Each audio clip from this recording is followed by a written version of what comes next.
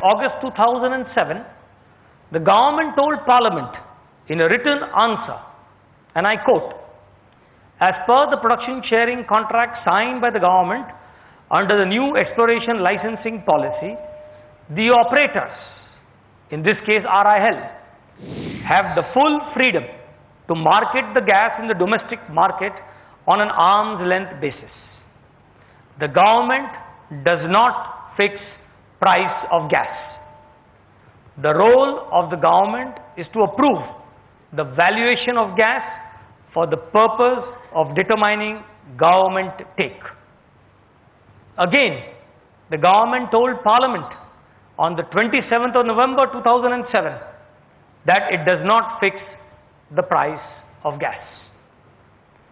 The Bombay High Court too has upheld this legal position and said that as long as the government gets its royalty and share of production on the basis of the government approved price for valuation, they have no concern with the sale price at which the contractor, that is RIL, sells the gas. The government's approved gas price is thus not a sale price. It is a price that the government is fixed for valuing its own share of profit petroleum. To illustrate this, the situation is similar to that of stamp duty on property transactions, which all of you are familiar with. Just like the stamp duty is based on the government's reference rate and has no relationship to the actual sale or purchase price, the government approved price of gas is a reference rate that is used to calculate the government share of profit petroleum, but that does not become the sale price. It is just like when you buy a flat at a price of rupees 10 lakhs. The registrar of properties may value the flat at rupees 20 lakhs and charge a stamp duty on rupees 20 lakhs. But the registrar does not go on to say that you must pay 20 lakhs to the seller, and the registrar certainly does not go and file a case in the Supreme Court to make you pay 20 lakhs.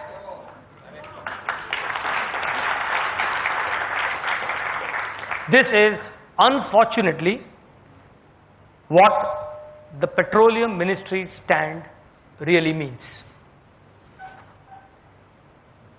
It has contended before the Supreme Court that it will not only value the gas but also fix the gas sale price that RNRL must pay RIL, even though in Parliament it has repeatedly said that the government does not fix the price of gas.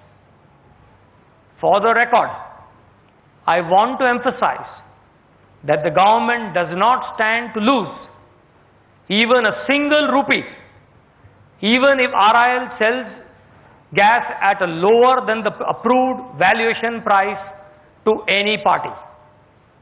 And here is the most mystifying part, a fact that very few people are aware of.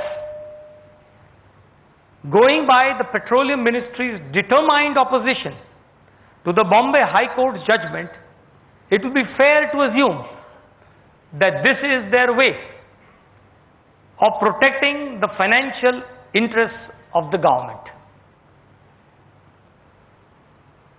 Factually, it is far, far away from the reality.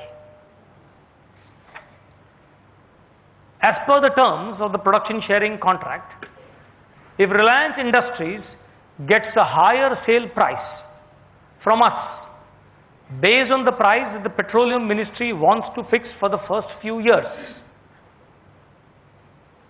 99% of all revenues and profits will go only to Reliance Industries, and only a measly 1% will accrue to the Government of India.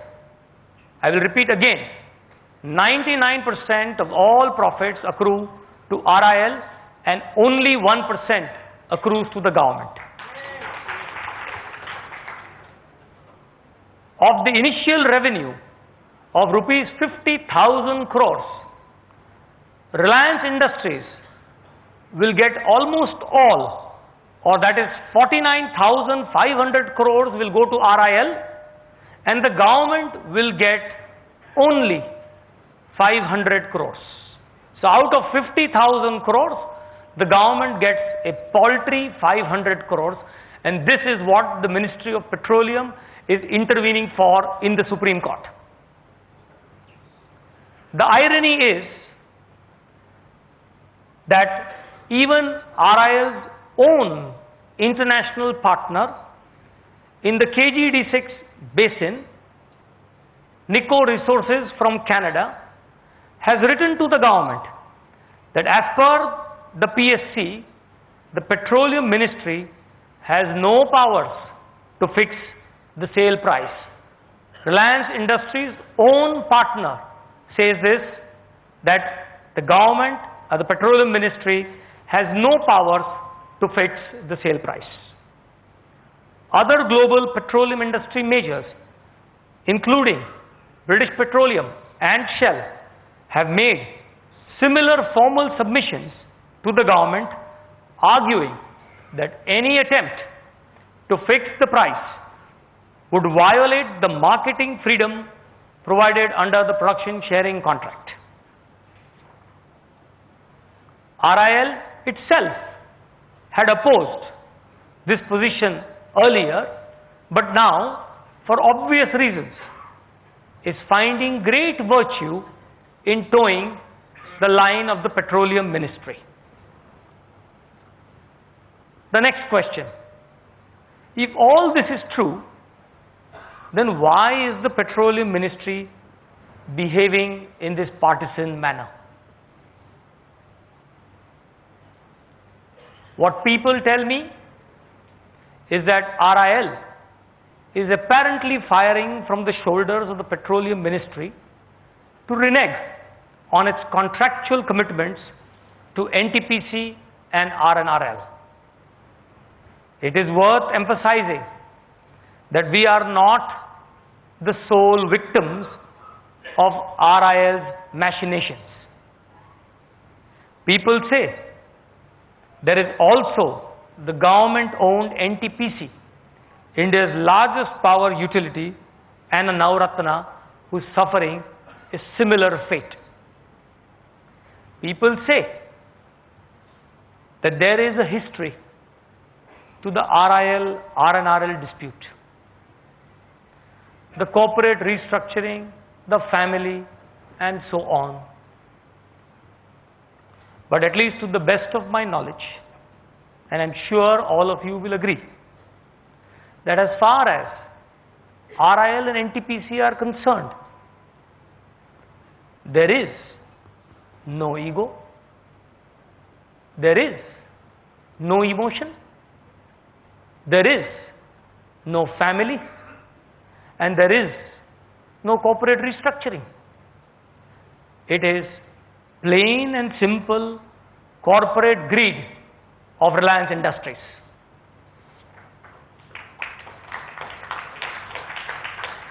This is a unique case in the history of independent India, where the actions of one arm of the government, that is the Ministry of Petroleum, is ostensibly harming the interests of another, that is the Ministry of Power's jewel in the crown, NTPC, all only for the sake of a monopolistic gas producer, that is Reliance Industries.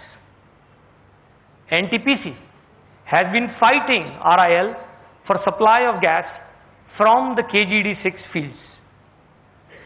Initially, RIL had willingly and voluntarily quoted to supply gas to NTPC at the same price of $2.34 in a global competitive bid, and the dispute was only as regards certain terms and conditions. Now, based on the Petroleum Ministry's revised stand, RIL has now informed the courts that it cannot supply